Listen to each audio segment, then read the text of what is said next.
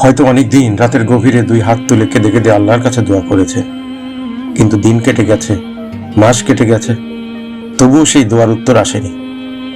তখন কি আপনার মনে প্রশ্ন জেগেছে, আল্লাহ কি আমার দোয়া শুনছেন না? যদি এমনটাই আপনার জীবনে ঘটে থাকে, তাহলে আজকের ভিডিওটি শেষ পর্যন্ত দেখুন। আল্লাহ কখনো তার বান্দার দোয়া উপেক্ষা করেন না। আল্লাহ তাআলা বলেন, আর আমার বান্দারা যখন আমার সম্পর্কে তোমাকে জিজ্ঞেস করে, তখন বলে দাও, নিশ্চয়ই আমি খুবই নিকটে, যে আমাকে ডাকে আমি তার ডাকে সাড়া দিই। এই আয়াত আমাদের একটি অসাধারণ সুসংবাদ দেয়। আল্লাহ বলেননি আমি হয়তো শুনব, বরং তিনি বলেছেন আমি সাড়া দিই, অর্থাৎ আল্লাহ শুনছেন।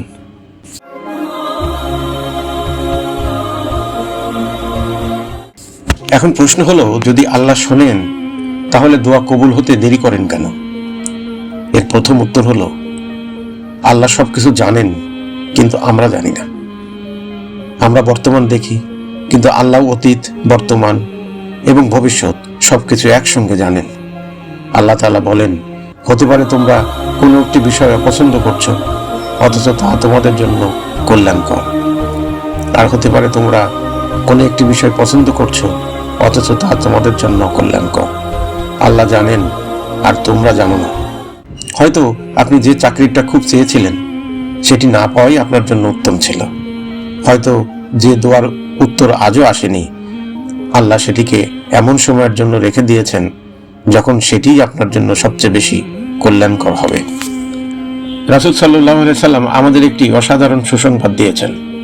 তিনি বলেছেন, যে মুসলিম কোনো গুনাহ বা আত্মীয়তার সম্পর্ক ছিন্ন করার বিষয় ছাড়া আল্লাহর কাছে দোয়া করে, আল্লাহ তার তিনটির একটি দান করেন।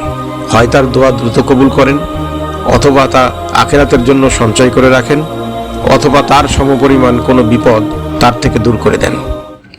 অর্থাৎ কোনো দোয়াই বৃথা যায় না। হয় আপনি তা পাবেন, অথবা তার চেয়ে উত্তম কিছু পাবেন, অথবা এমন একটি বিপদ থেকে বেঁচে যাবেন যার কথা আপনি কোনোদিন জানতেই পারবেন না।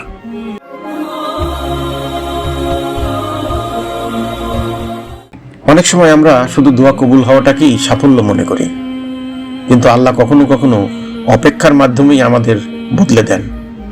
অপেক্ষা আমাদের ধৈর্য শেখায়, অপেক্ষা আমাদের অহংকার ভেঙে দেয়, অপেক্ষা আমাদের আল্লাহর আরো কাছে নিয়ে যায়। যে মানুষ প্রতিদিন আল্লাহর দরজায় কাঁদে, সে একদিন বুঝতে পারে দোয়ার সবচেয়ে বড় উপহার শুধু চাওয়া জিনিসটি পাওয়া নয়, বরং আল্লাহর সাথে সম্পর্ক আরো গভীর হয়ে যাওয়া। শয়তান চায় আপনি মনে করুন আপনার দোয়া কবুল হচ্ছে না, কিন্তু রাসূল সাল্লাল্লাহু আলাইহি সাল্লাম বলেছেন, তোমাদের দোয়া কবুল হতে থাকবে যতক্ষণ না সে তাড়াহুড়ো করে বলে আমি দোয়া করেছি কিন্তু আমার দোয়া কবুল হয়নি, তারপর সে দোয়া করা ছেড়ে দেয়। তাই কখনো দোয়া করা বন্ধ করা উচিত নয়।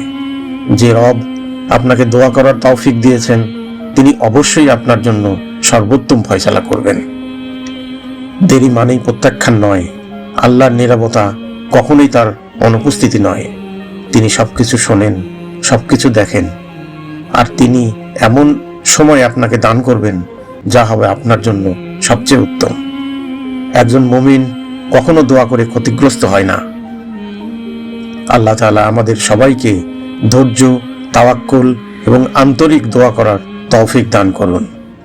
আমিন।